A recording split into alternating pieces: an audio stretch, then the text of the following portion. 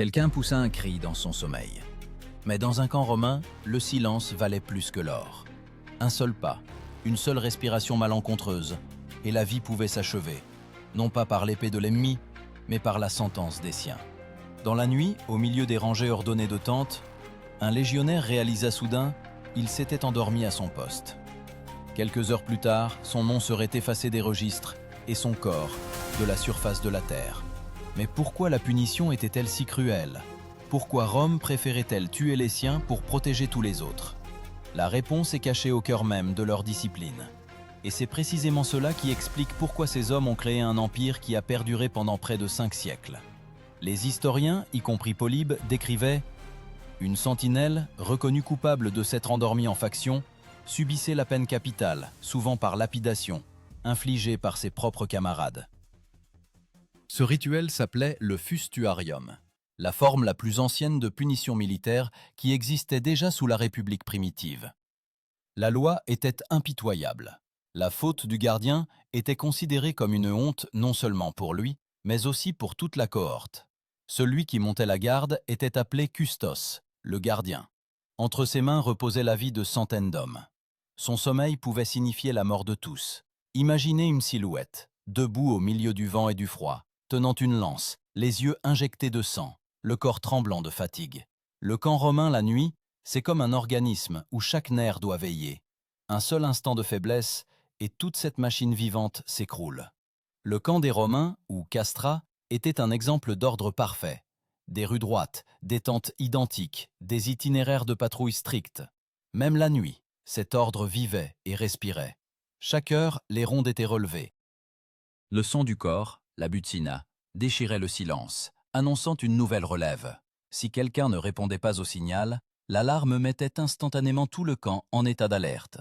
Polybe écrivait que s'endormir à son poste était considéré comme un crime contre l'armée, et donc contre la valeur romaine elle-même, car la disciplina, la discipline, était plus sacrée que les dieux.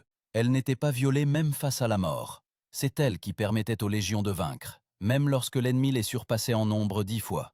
C'était le paradoxe.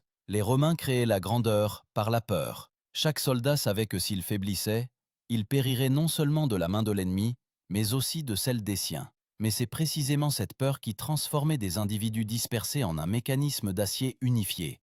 Et plus la punition était sévère, plus la foi en l'ordre devenait forte.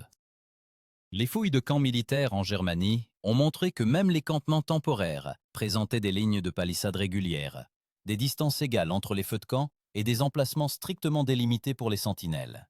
Ces traces, telles les marques de l'esprit romain lui-même, froid, rationnel, mais impeccablement discipliné. Une telle organisation ne laissait aucune place à la faiblesse. Dans la Légion, il n'y avait pas d'erreur humaine, seulement un crime.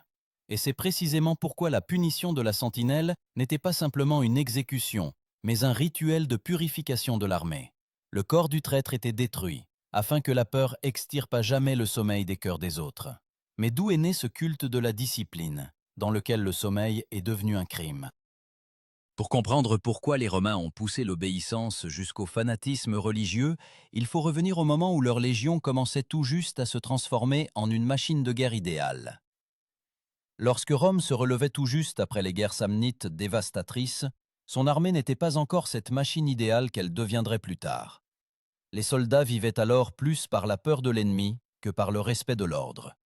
Mais tout changea lorsque le pouvoir au sein de l'armée fut consolidé par les centurions, ces officiers austères se tenant entre les légionnaires ordinaires et le haut commandement. Leur armure ne brillait pas de polissage, mais du sang de ceux qui enfreignaient l'ordre.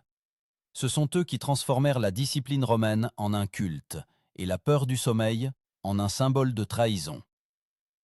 Le centurion ou centurio commandait environ 80 guerriers. Sa baguette, la vitis, faite de sarments de vigne, n'était pas seulement un signe d'autorité. Il en frappait ses subordonnés s'il remarquait la moindre faiblesse, une formation irrégulière, une arme sale, un mot incorrect. Polybe écrivait que le centurion devait être dur comme le fer et impitoyable avant tout envers lui-même. Ce principe devint le fondement de la discipline romaine. Personne n'avait droit à la faiblesse. Les Romains appelaient la force intérieure virtus, la valeur. Mais la valeur pour eux ne signifiait pas la bravoure au combat. Elle signifiait la capacité à obéir à un ordre, même lorsque l'ordre, c'était la mort. Un soldat qui s'endormait à son poste ne violait pas simplement une règle, il détruisait l'essence même de la virtus. C'est pourquoi la punition pour le sommeil n'était pas une vengeance, mais le rétablissement d'un ordre cosmique où le devoir prime sur la vie. Les camps militaires à l'époque de la République tardive ressemblaient à des fourmilières, où chaque seconde avait son importance. Les signaux donnés par le corps tuba régissaient tout, le lever, la formation, la relève de la garde. Les guerriers mangeaient, dormaient et respiraient au signal. Leur ration, environ 700 grammes de blé par jour, était distribuée précisément selon la liste. Toute la vie était réduite à un mécanisme, et ce mécanisme ne tolérait aucune défaillance. Selon diverses sources, la marche quotidienne d'une légion était de 20 à 25 km. Après cela, les guerriers devaient non pas se reposer, mais construire le camp, creuser un fossé, monter des tentes, renforcer la palissade. Les archéologues ont trouvé des traces de fossés de profondeur égale, environ 1,5 m, même sur les campements temporaires. Tout indiquait que les Romains avaient poussé l'ordre jusqu'à une précision mathématique. Quand le camp était prêt, la patrouille de nuit recevait un jeton spécial, la tessera, sur lequel était gravé le signe de la garde. La transmission du jeton lors du changement de garde était un rituel sacré. Elle signifiait le transfert de la responsabilité pour la vie de la Légion. Si le jeton était perdu, toute la garde était soumise à un interrogatoire et les coupables pouvaient être exécutés sans procès. Le sommeil dans de telles conditions était presque un crime en soi. Les légionnaires savaient qu'un Romain ne dort pas. Il veille pour Rome. Même la nuit, des torches éclairaient le périmètre du camp, et à leur lumière on pouvait voir comment des centaines d'yeux surveillaient chaque mouvement. Les guerriers se tenaient jusqu'aux genoux dans la boue, sachant, si l'un d'eux faiblissait, les autres devraient verser leur sang. C'est à cette époque qu'apparaît une forme particulière de punition collective, la decimatio, l'exécution de chaque 10e homme. Quand une unité montrait de la lâcheté ou enfreignait la discipline, le centurion alignait les hommes et comptait jusqu'à 10. Chaque 10e condamné tirait une courte paille et savait, ses camarades le tueraient de leurs propres mains. Plutarque écrivait qu'après la décimatio, la peur était telle que les soldats se taisaient même en dormant. Mais cette horreur engendrait non seulement la soumission, mais aussi une foi fanatique. Un légionnaire ayant survécu à la décimatio ne connaissait plus jamais la peur de l'ennemi. Il comprenait que le pire ennemi était à l'intérieur du camp. Là où les siens tuent pour une erreur, l'ennemi perd tout pouvoir. Ainsi se forgeait la mentalité de soldats de fer, prêts à mourir non pour la gloire, mais pour l'ordre. Les historiens modernes, tels que Goldsworthy, notent « c'est la discipline et non la technique qui rendait les légions invincibles ». Les Romains pouvaient perdre une bataille, mais ne perdaient jamais leur forme. Leurs armées restaient les mêmes, même après des défaites. Et quand un homme s'endormait, des centaines d'autres apprenaient à veiller encore plus intensément. Les découvertes archéologiques en Bretagne confirment. Dans les lieux d'anciens camps romains, on trouve des lignes régulières de foyers et des fragments identiques de cottes de mailles en fer, laissés selon les règlements. Même la mort avait sa place. Tout cela naissait non de la cruauté, mais de la conviction. Seul celui qui se contrôle entièrement est digne de gouverner le monde. Mais ce contrôle avait aussi un côté sombre, car un jour, la peur du sommeil et des erreurs se transforma en peur de l'humanité elle-même. Et alors la discipline cessa d'être une valeur, elle devint une arme. Quand la peur se transforme en habitude, elle cesse d'être de la peur, elle devient un système. À l'époque de Jules César, l'armée romaine vivait déjà selon ce système, où chaque erreur coûtait la vie, et chaque service était une épreuve de loyauté. César écrivait que la ténacité des légionnaires ne repose pas sur la bravoure, mais sur l'ordre. Et c'est précisément alors que la punition pour le sommeil devint non pas un cas particulier, mais la pierre angulaire de toute la discipline romaine. Le camp avant la bataille ressemblait à une ville de toile et de bois. Des milliers de tentes se dressaient en rangées parfaites, chacune avec son fossé et sa rigole pour l'écoulement de l'eau. Les patrouilles surveillaient le périmètre, et des feux brûlaient aux entrées, des signaux que la vigilance ne dormait pas. Ces signaux étaient appelés vigiliae, les veilles nocturnes. Chaque nuit était divisée en 4 de ces relèves, chacune de 3 heures. Quand la relève se terminait, le son du corps retentissait, et la légion vivait selon des horloges invisibles, mesurées à la minute près. Les légionnaires n'étaient pas de simples soldats. Ils faisaient partie d'un mécanisme vivant. Chaque gardien savait, son absence serait remarquée instantanément. Le centurion vérifiait personnellement les patrouilles, parcourant le camp avec une torche. S'il trouvait quelqu'un endormi, celui-ci n'avait déjà plus le temps de se réveiller. La sentence était prononcée sur le champ. Des témoins racontaient que parfois l'exécution se déroulait en silence. Le corps était emporté derrière les fossés, pour ne pas déranger les autres. Mais plus souvent, de manière exemplaire, à l'aube. Ce rituel n'était pas seulement une punition, mais une démonstration de l'autorité de la loi. Lorsque toute la légion se rassemblait près du fossé, le condamné se tenait au centre, la tête baissée. Ses camarades prenaient des pierres ou des bâtons. Le commandant prononçait un seul mot, discipline. Et alors commençait le fustuarium. Les coups tombaient non par haine, mais par devoir. Après la mort, le corps était jeté hors du camp, privé du droit de sépulture. Dans la conscience romaine, cela signifiait effacer la personne de la mémoire.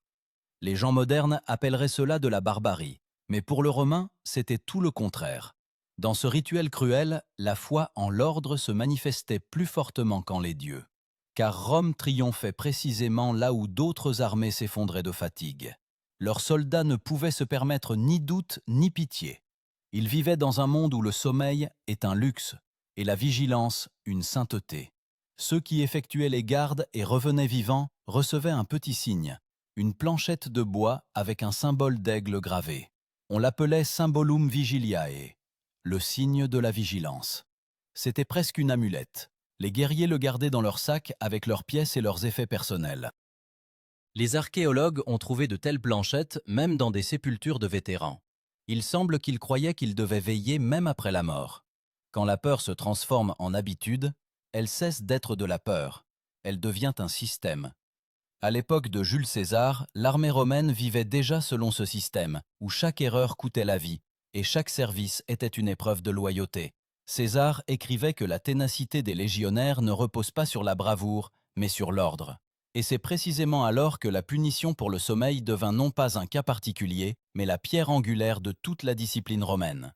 Le camp avant la bataille ressemblait à une ville de toile et de bois. Des milliers de tentes se dressaient en rangées parfaites, chacune avec son fossé et sa rigole pour l'écoulement de l'eau. Les patrouilles surveillaient le périmètre, et des feux brûlaient aux entrées, des signaux que la vigilance ne dormait pas. Ces signaux étaient appelés vigiliae, les veilles nocturnes. Chaque nuit était divisée en 4 de ces relèves, chacune de 3 heures. Quand la relève se terminait, le son du corps retentissait, et la légion vivait selon des horloges invisibles, mesurées à la minute près. Les légionnaires n'étaient pas de simples soldats, ils faisaient partie d'un mécanisme vivant. Chaque gardien savait. Son absence serait remarquée instantanément. Le centurion vérifiait personnellement les patrouilles, parcourant le camp avec une torche. S'il trouvait quelqu'un endormi, celui-ci n'avait déjà plus le temps de se réveiller. La sentence était prononcée sur le champ. Des témoins racontaient que parfois l'exécution se déroulait en silence. Le corps était emporté derrière les fossés, pour ne pas déranger les autres. Mais plus souvent, de manière exemplaire, à l'aube. Ce rituel n'était pas seulement une punition, mais une démonstration de l'autorité de la loi. Lorsque toute la légion se rassemblait près du fossé, le condamné se tenait au centre, la tête baissée. Ses camarades prenaient des pierres ou des bâtons. Le commandant prononçait un seul mot, discipline. Et alors commençait le fustuarium. Les coups tombaient non par haine, mais par devoir. Après la mort, le corps était jeté hors du camp, privé du droit de sépulture. Dans la conscience romaine, cela signifiait effacer la personne de la mémoire. Les gens modernes appelleraient cela de la barbarie, mais pour le Romain c'était tout le contraire. Dans ce rituel cruel, la foi en l'ordre se manifestait plus fortement qu'en les dieux. Car Rome triomphait précisément là où d'autres armées s'effondraient de fatigue. Leurs soldats ne pouvaient se permettre ni doute ni pitié. Ils vivaient dans un monde où le sommeil est un luxe et la vigilance une sainteté. Et pourtant il y avait ceux qui tentaient de défier cet ordre. Il y avait des soldats qui, épuisés par les marches et le froid glacial, fermaient tout de même les yeux, espérant la clémence. Mais Rome ne connaissait pas le mot clémence. Et alors, l'histoire de la discipline romaine reçoit son chapitre le plus terrible, quand la fatigue d'un seul transformait une légion entière en tribunal. Les chroniqueurs romains n'aimaient pas écrire sur les exécutions internes. Elles jetaient des ombres trop sombres sur la gloire des légions. Mais ce sont précisément ces ombres qui montrent le mieux sur quoi reposait réellement la puissance romaine.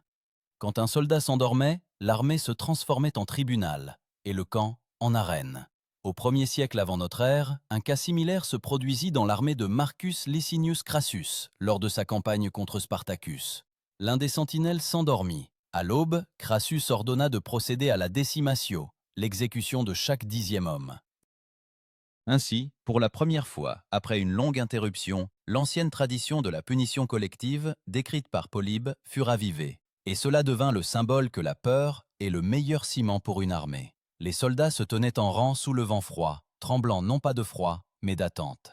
Crassus passa silencieusement le long des rangs et s'arrêta. Son regard s'attarda sur les 10 premiers. Il ordonna de tirer au sort. Les soldats tirèrent des pailles, et ceux qui eurent la courte savaient, ils mourraient des mains de leurs camarades. Les autres obtenaient le droit de vivre, mais portaient à jamais la trace de cette nuit. Tacite écrivit qu'après la décimatio, les guerriers de Crassus préféraient la mort à la lâcheté. Ce rituel cruel avait un sens profond. Pour les Romains, l'armée n'était pas un simple rassemblement d'hommes, mais le corps de l'État. Et si un membre du corps était infecté par la faiblesse, il fallait l'amputer pour sauver le reste.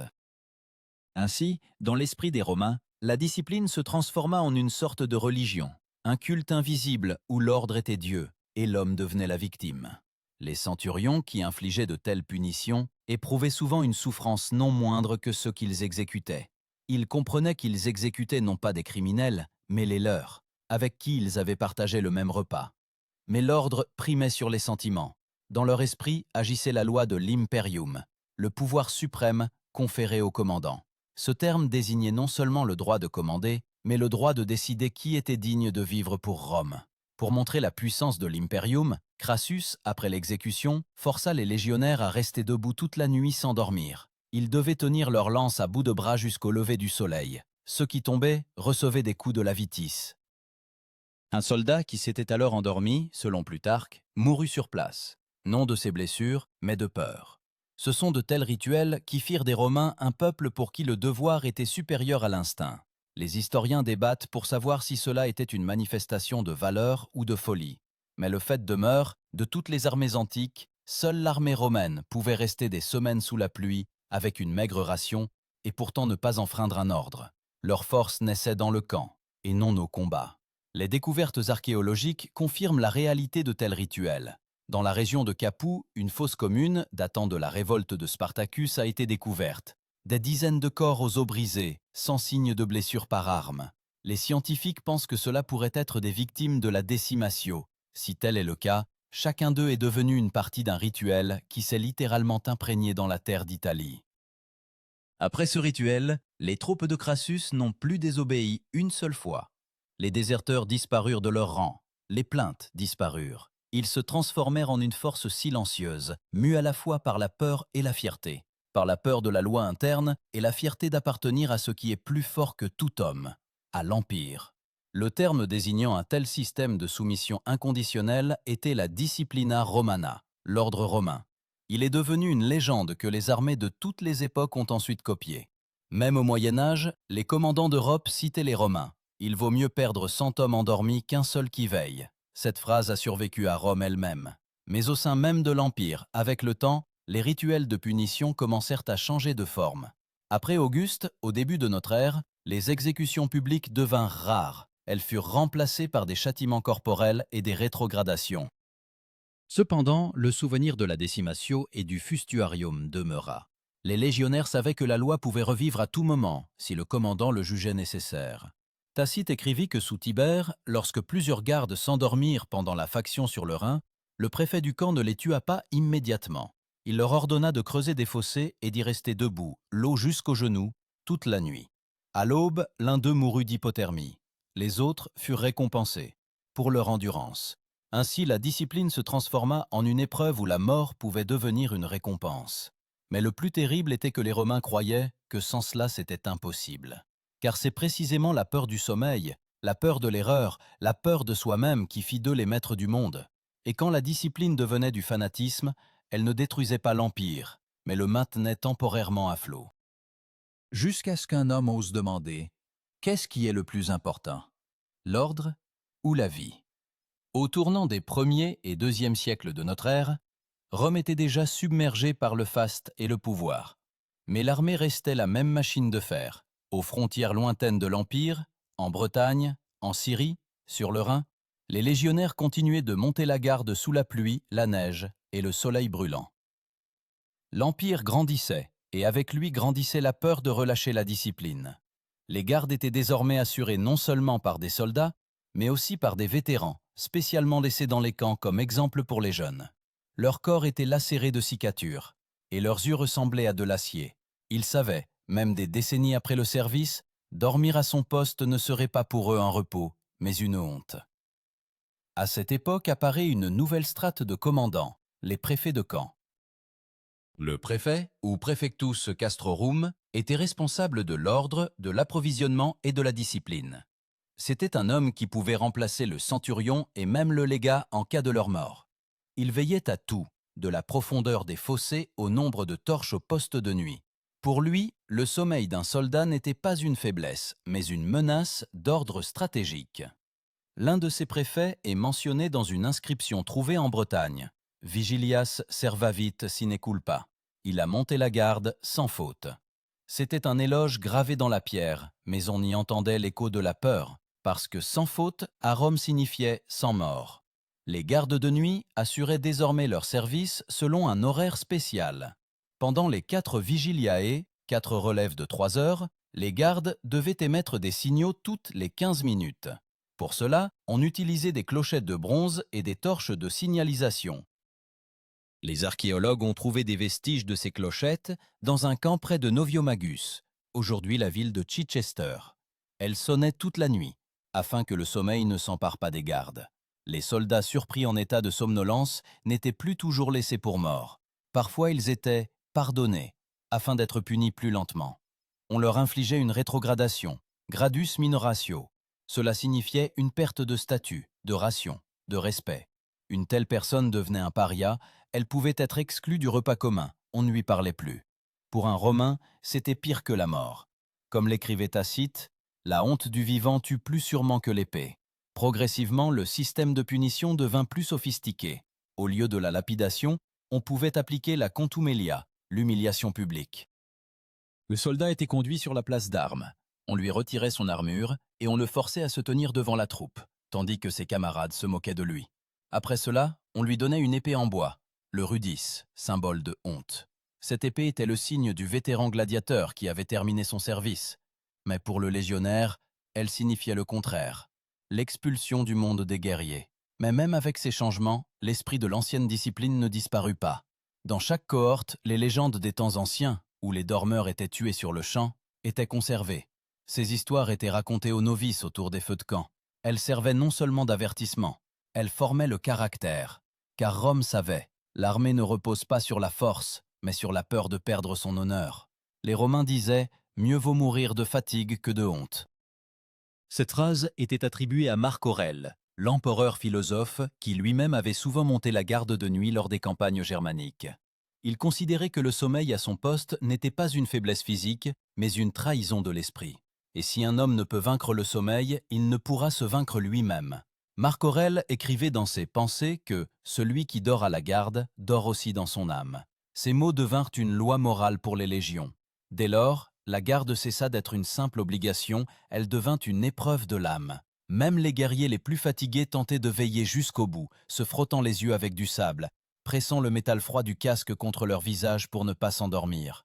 Les historiens ont trouvé dans les camps romains de petits amulettes en forme d'œil ouvert, l'oculus vigilans. Ils étaient portés en pendentif sous la tunique et étaient considérés comme une protection contre le sommeil. Peut-être certains soldats croyaient-ils que si la déesse Nuit voyait ce symbole, elle les épargnerait. Mais derrière tout ce système, il n'y avait pas seulement le désir de survivre. Il y avait l'idée que l'homme n'était rien devant Rome. Et si un guerrier n'était pas capable de veiller, alors l'Empire lui-même devait veiller. Cela transformait la discipline en philosophie. Ne pas sentir, ne pas plaindre, ne pas dormir, c'est être une partie de l'éternel. Et pourtant, au fil des siècles, une fissure apparut dans ce système impeccable. Plus les légions s'éloignaient de Rome, plus la peur intérieure s'affaiblissait. De plus en plus souvent, les préfets et les centurions devaient non pas punir, mais persuader. L'Empire commença à perdre ce qui l'avait rendu invincible, la foi en sa propre vigilance incessante. Et un jour, cette perte se transforma en une catastrophe que même la discipline la plus stricte ne put sauver. Cela se produisit à la fin du IVe siècle de notre ère. L'Empire, autrefois redoutable et inflexible, était fatigué. Les légions sur le Rhin montaient la garde non plus pour la gloire, mais pour une solde, retardée de plusieurs mois. Les nuits devinrent plus longues, les feux plus faibles. Lorsque, en 376, les Goths traversèrent le Danube, l'une des patrouilles frontalières s'endormit. Un seul sommeil, et des milliers de barbares déferlèrent sur le sol romain. Les chroniqueurs écrivirent « L'Empire tomba non par l'épée, mais par la somnolence ». Ainsi s'accomplit l'ancienne malédiction de la discipline romaine. Elle vivait de la peur, et quand la peur disparut, Rome disparut aussi. Les archéologues ont trouvé les restes calcinés d'un camp près d'Andrinople, le fossé inachevé, la palissade incomplète. Les gens étaient allés dormir sans terminer leur travail. Au matin, leur camp était anéanti. Lorsque les historiens analysent la chute de Rome, ils parlent de crise économique, de politique, de barbares. Mais au fond de tout, la perte de la disciplina. Les Romains ne craignaient plus le sommeil. Ils s'autorisèrent à être humains, et en cela, peut-être, résidait leur dernière victoire humaine. Et pourtant, l'héritage de cette foi austère perdure. Les armées modernes répètent encore les principes romains. Garde, règlement, serment, vigilance à tout prix. Sur les ruines de l'Empire est restée l'idée. La faiblesse d'un seul peut détruire le tout. Alors, qu'était cette ancienne peur du sommeil? Folie ou génie? Peut-être les Romains savaient-ils ce que nous avons oublié, que l'ordre ne repose pas sur la force, mais sur la volonté de veiller quand les autres dorment. Et maintenant, chacun de nous peut se demander, combien d'heures aurais-je pu rester à mon poste si un monde entier dépendait de ma vigilance?